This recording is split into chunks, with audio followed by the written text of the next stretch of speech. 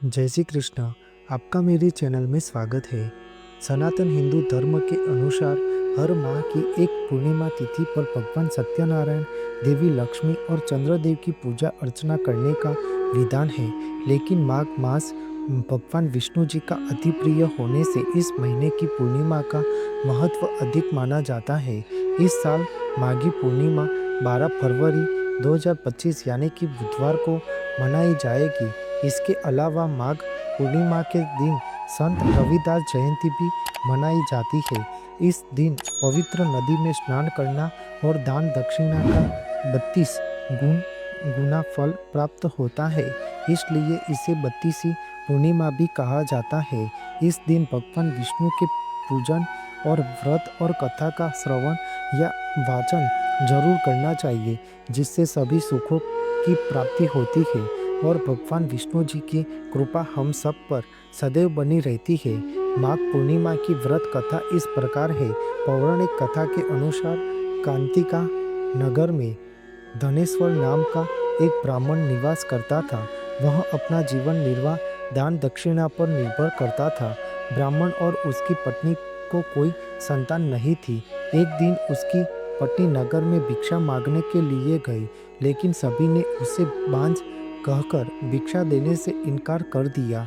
तब किसी ने उसको 16 दिन तक माँ काली की पूजा करने को कहा।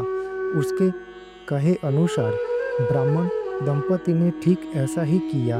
उनकी आराधना से प्रसन्न होकर 16 दिन बाद माँ काली साक्षात प्रकट हुई और दर्शन दिया। माँ काली ने ब्राह्मण की पत्नी को गर्भवती होने का वरदान दिया और कहा कि अपने सामर्थ्य के अनुसार प्रत्येक पूर्णिमा को तुम दीपक जलाओ। इस तरह हर पूर्णिमा के दिन एक तक दीपक बढ़ाती जाना। जब तक कम से कम 32 दीपक न हो जाए तब तक। ब्राह्मण की पत्नी ने इसी प्रकार जब तब व्रत करने का निर्णय लिया।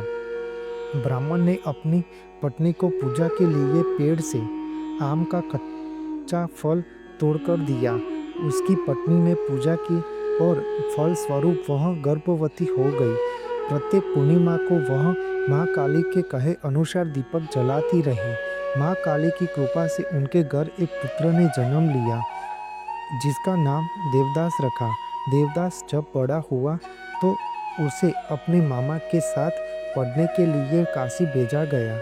काशी में उन दोनों के साथ एक दुर्घटना घटी, जिसके कारण धोखे से देवदास का विवाह हो गया।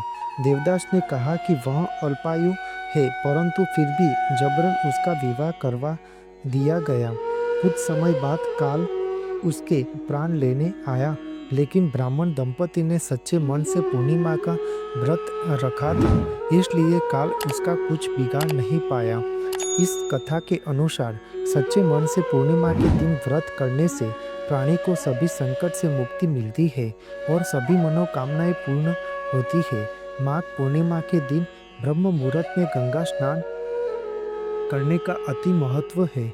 इस दिन प्रयागराज में गंगा स्नान करना बहुत शुभ माना जाता है। इससे व्यक्ति की हर मनोकामनाएं पूर्ण होती है और आत्मा का कल्याण एवं मोक्ष की प्राप्ति होती है। यदि गंगा स्नान संभव न हो तो पानी में गंगा जल मिलाकर भी स्नान कर सकते हैं। इस किसी पवित्र नदी में स्नान करना चाहिए, क्योंकि यह बहुत महत्वपूर्ण माना जाता है। यह दिन भगवान विष्णु और माता लक्ष्मी की पूजा अर्चना करने के लिए विशेष माना जाता है। पौराणिक मान्यताओं के अनुसार माघ माह में देवतागण पृथ्वी पर भ्रमण करने के लिए आते हैं, इसलिए इस दिन स्नान दान का विशेष महत्व है। शास्त्रों के अनुसार जो साधक माघ माह में संगम नदी के तट पर रहकर व्रत और संयम के साथ स्नान ध्यान करते हैं, उनके लिए माघ पूर्णिमा बहुत ही खास मानी जाती है। ऐसे में इस माघ पूर्णिमा के दिन गंगा स्नान और दान करने से देवगण अधिक प्रसन्न होते हैं और भक्तों की हर मनोकामना पूर्ण करते हैं। पूर्णिमा के दिन भगवान सत्यनारायण की कथा और पूजा अर्चना का विशेष महत्व है।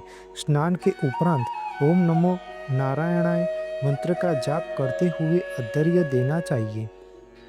फिर तिलांजलि देने के लिए सूर्य देव की ओर सन्मुख खड़े रहकर जल से तिल डालकर उसका तर्पण करना चाहिए। इसके बाद भगवान विष्णु की पूजा आप प्रारंभ करनी चाहिए। माघ पूर्णिमा के दिन सूर्यास्त के बाद माँ लक्ष्मी की पूजा करनी चाहिए। तब उनको प्रसाद के रूप में बतासा, मखाने की खीर, दूध से बनी मिठाई का भोग लगाना चाहिए। इसके अलावा माँ लक्ष्मी के कनकधारा स्तोत्र का पाठ करना अति आवश्यक है। इससे धन लाभ के संयोग बनते हैं और माँ लक्ष्मी की कृपा सदैव बनी रहती है। माघ पूर्णिमा के दिन व्रत रखकर शाम के समय चंद्रमा की विधि विधान से पूजा करनी चाहिए। जल में अक्षत, सफ़ेद फूल, सफ़ेद चंदन डालकर चंद्रमा को अर्घ्य देना चाहिए। इस समय आप चंद्रमा के बीच मंत्र ओम सोम सोमाय नमः मंत्र का जाप करना चाहिए। चंद्रमा के शुभ प्रभाव से आपके जीवन में सुख समृद्धि मिलती है। माघ पूर्णिमा पर रात में चंद्रोदय के समय चंद्रमा की पूजा करने से चंद्र दोष दूर होता है।